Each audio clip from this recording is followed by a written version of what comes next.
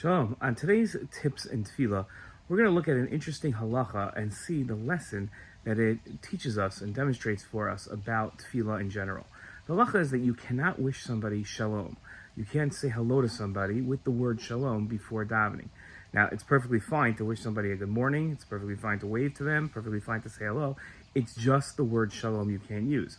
And the reason is because the word shalom is one of God's names. And therefore, we don't want to use one of God's names in a greeting to somebody before we pray.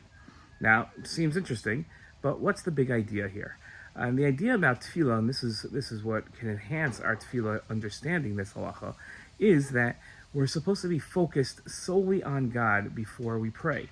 So when mentioning one of God's names, we don't want to use it for something else because we want to be completely focused on our prayer. And that teaches us the lesson that in order to enhance our prayer, before we daven, we should be completely focused on the fact that we're going to be praying. And that explains a lot of halachos of things that we shouldn't do before davening. For instance, having a meal or exercising really or doing mostly anything else shouldn't be done before we are able to pray and totally focused on our prayer. That's today's tefillah tip. Shalom.